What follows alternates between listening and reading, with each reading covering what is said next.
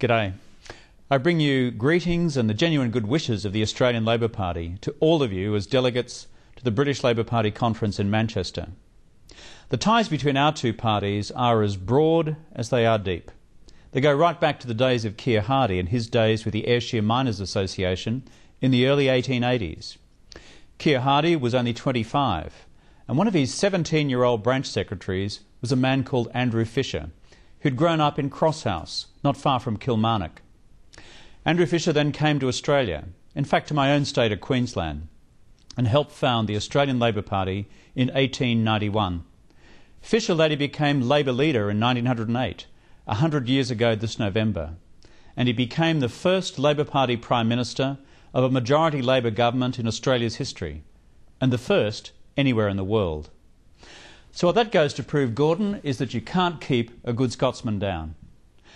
From the earliest years of the last century, our parties have built proud records of achievement in government, delivering economic modernisation, delivering social progress, delivering together a humane voice to a world so often lacking in humanity. An important part of our relationship, the strong bonds that have formed between successive leaders of our parties. I'm privileged to have known Gordon Brown for many years now, well before either he or I ever became Prime Ministers. I'm privileged to call him a friend.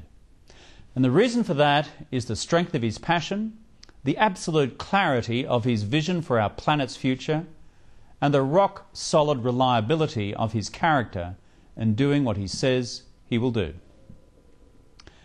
We talk a lot, often in my case at 1 in the morning. Note to staff, please remind Gordon there is a time difference between London and Australia. I'm delighted now to be working closely with Gordon on some of the greatest challenges the world faces. That includes close cooperation on the road to Copenhagen and our responses to climate change. It includes working together to end extreme poverty and to turn the Millennium Development Goals from a slogan into a reality. It also includes the work we will do together on nuclear non-proliferation.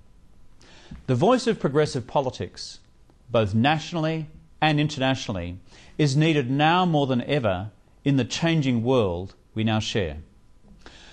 The voice which says that while markets are powerful, that markets also fail. The voice which says unequivocally that public goods like decent health and decent education should not be provided for just some, but in fact provided for all. The voice of the reforming centre that recognises both the limitations of what markets can do and the limitations of what governments by themselves can do. But of equal importance, the voice that says that in this age of great global interdependency, the voice that says with absolute clarity that national solutions now only take us so far, and the need for a new form of international cooperation has now become paramount. On security, on the economy, on development, on disarmament, and the future of the planet itself, whose time is simply running out. And that is where leadership is necessary. And that's where global leadership is necessary.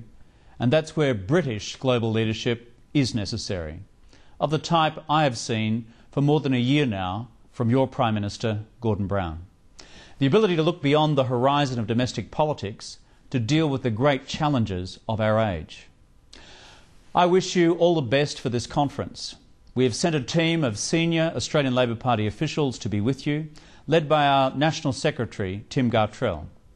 If you've missed them, they'll be the rowdy ones playing up at the back. And Gordon, I look forward to catching up with you in the coming days at the United Nations in New York. Your own personal leadership has been decisive in making this summit happen. All the very best to all of you as proud members of the British Labour movement.